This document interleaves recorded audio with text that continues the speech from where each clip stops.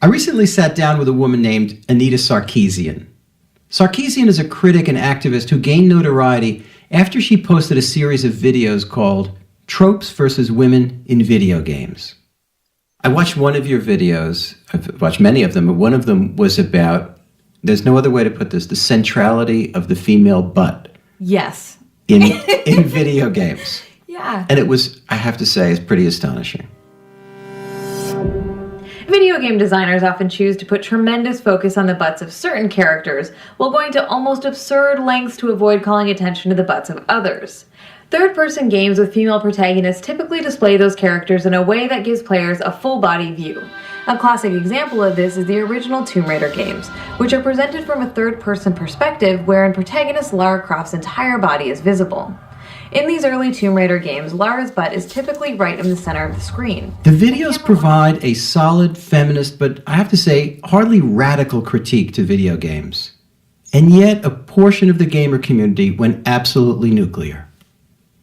Anita Sarkessian became the target of a sustained campaign of hatred. There were threats of violence and even death.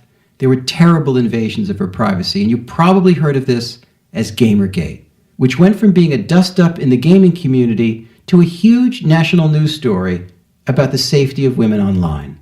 All because Sarkessian dared to point out the obvious, like this business with butts. So you might never have noticed that until I said, hey, look at how many times this happens.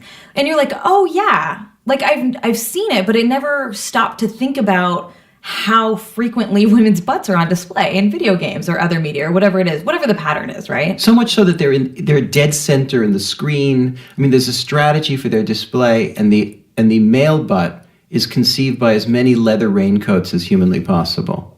My favorite way that men's butts are covered is with just a piece of tattered fabric. I'm glad that you have a favorite. It is my favorite. You have to find the humor in a video where you're literally spending hours and hours looking at video game characters' butts. It's your original plan to be an academic and write a 300, 400-page book on these kind of patterns? What was the original plan? It wasn't. I actually went to grad school to get my master's degree because I wanted to teach. And when I started doing Feminist Frequency, I was like, well, that's what I want to do. I want to do this activism. And this was just the avenue that I made an impact in. And so this is where I'm at.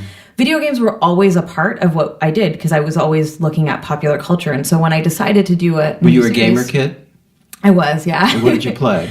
I played a lot of Nintendo when I was like 5. I started playing Super Mario Brothers and Super Mario World, and I was obsessed with my Game Boy, and so that was really my gaming foundation. I played a lot of random PC games. I don't know where they came from. They just sort of showed up, and some of them were super sexist. Like, I don't understand why I was allowed to play them. What were the early ones that were super sexist? The one that comes to mind is this it's kind of obscure game called Vinyl Goddess from Mars, and it was just... She was wearing this tiny, skimpy outfit, and she made, like, erotic noises when she jumped, and, like, her movements were really sexualized. And it gets worse from there, no?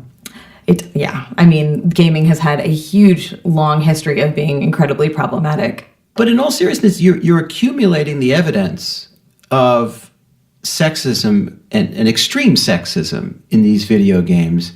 The reaction online could not have been something you expected. It was extraordinary. Can you describe it? I decided to do the series Tropes versus Women in Video Games. We launched a very modest Kickstarter to help fund the series. I was asking for $6,000 for 5 videos.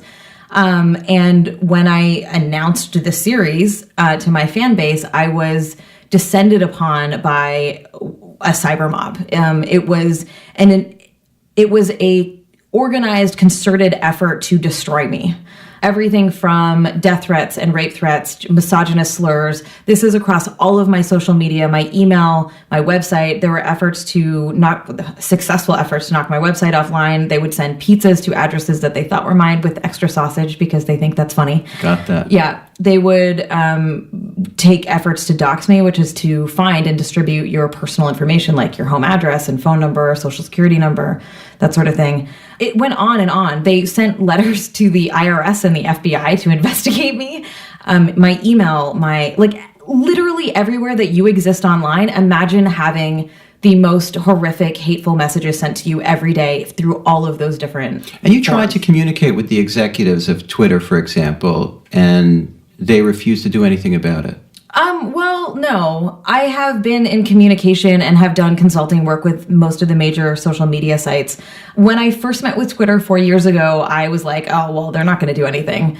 To today, where they actually have a security council and they have symposiums and they bring in experts to consult with them. How fast they're moving and what they're doing is up for debate, but they are making some effort to actually do something about their platform. But as I understand it, your case, in a sense, was a pivotal case, or one of a number of pivotal cases having to do with the absolutist view, a free speech absolutist view, everything goes, versus a hate speech view, a kind of American versus European view of speech. What did it make you feel about, not the emotional question, but to what degree this kind of speech should be monitored and controlled on social media? Well, I think that is bringing up a sort of false dichotomy about what's actually happening, right? And part of the problem is that harassment and hatred of women is being framed as a free speech issue. Telling someone that you're going to kill them is not a free speech issue. It certainly is not. That is not protected under free speech. So one, the internet is very confused about what free speech actually is. The other thing is that most of the social media outlets are also proponents of free speech, and they want to make their platforms available for that purpose. And what my work is to say, you need to protect your users because we are being attacked. And what's actually happening is our freedom of speech is being taken away because they're trying to silence us so that I can't speak up about video games. I can't speak up about online harassment, et cetera, right? So if we want to talk about freedom of speech, we talk about who's not getting to talk. I can't help but ask you this, Anita. What was the effect on you as a human being on this? It sounds, at the very best, exhausting to soft sell it, and it's got to be a lot worse than that. Exhausting is a good word. I am perpetually tired. And it hasn't stopped? No, God, no. It's been 4 years of nonstop harassment. And I don't see that ending unless I disappeared off the internet completely, which I'm not about to do. Do you feel that you made a positive impact? Do you think despite all the harassment, all the pain endured as a result of that work, that somehow, some way you made an inroad? Can you feel it? Do you sense it? Is it palpable? Yes. I don't think I could continue doing the work if I didn't have that sense. And that's, I'm hedging a little bit when I say that because I think that in a very real way, my story, coupled with many other women's stories of being harassed, for example, really propelled harassment into the main stage, right? It was covered by major outlets. It was covered by the New Yorker. It was on the front page of the New York Times. These are reputable outlets talking about how online harassment is a problem. And so there is a larger conversation, and I don't think that the social media sites would have ever reached out to us to improve their platforms if that hadn't happened, if there wasn't this critical mass around it. The commitment to your work and the commitment to the themes of your work politically seem unabated. So you're working now on a new series called Ordinary Women, Daring to Defy History, and that's going to come out in the fall. Can you tell me a little bit about that? Yeah, so I'm super excited about this new project. We're taking the stories of 5 women who have been mostly written out of history in a lot of ways and just retelling their stories to a new audience. One of the problems is that history is written mostly by men and they kind of write out all of these women. So we're not getting these stories in history books. Who are the women? We are talking about Murasaki Shikibu, who wrote the first novel, who thinks about the first novel ever being written, but that was a thing that happened. Ida B. Wells, who was an investigative journalist. Emma Goldman, who was, I don't even know how to describe her because she's just so multifaceted, but she was just committed her life to social justice. Jing Shi was a feared pirate leader in the late 18th century, early 19th century in China. She commanded a fleet of about 60,000 pirates. And then the last one is Ada Lovelace, who was the first computer programmer. So I know it's a work in progress, but we're going to go to a clip from your new video series. When most people think of pirates, they imagine hulking, fearsome men with names like Blackbeard or Long John Silver. Although the vast majority of pirates throughout history have been male, one of the most famous and feared pirates who ever lived was Jing Shi, a young Cantonese woman who became the ruler of one of the largest pirate fleets in history, and the mastermind behind a floating criminal empire so powerful that even the Chinese military couldn't stop it. So these are not all goody-goodies. No, that was... So Jingxi is nobody's idea of a hero of humanity. Correct. And that was a very intentional choice. So one of the things... A badass at best. Yes. No, she was terrifying. Yeah. Like, she was a killer. Absolutely. Absolutely. It was really... So why do you want us to... In with the heroes, like Ida B. Wells, why do you want to tell the story of a killer? Because you want to... women can be horrible too? Yes. Yeah. Like, for real. Because, when we talk about representations of women and improving the representations, it's not like making them all heroes and perfect. Like, I don't think... I'm certainly not asking for that. I want to see complex, flawed women who are heroic and villainous and boring and, we are humans too, and we have all of the range of human traits available. And so putting Jingxi into this category of women was really important to me because I wanted to show, like, we are multifaceted and we've done great things and horrible things. And why isn't her name up there with, like, Blackbeard when we talk about pirates? Did examples like this give you, I don't know, psychic support while you were going through this prolonged crisis? That's an interesting question.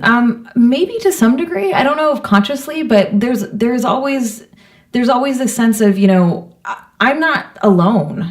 I'm not the only one doing this work. I'm not the first one to do it. I won't be the last one to do it. The other thing is that, would I do this again? Yes, absolutely. Not because I like the harassment or I want it, but because it's important work. I think the one thing I would have changed is I would have used a pseudonym.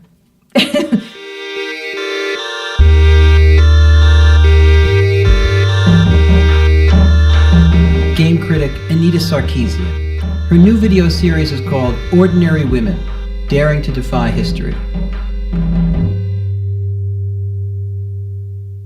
The New Yorker Radio Hour is supported by Squarespace, helping artists, professionals, and business owners transform their ideas into beautiful websites to share with the world. Learn more with a free trial at squarespace.com/radiohour.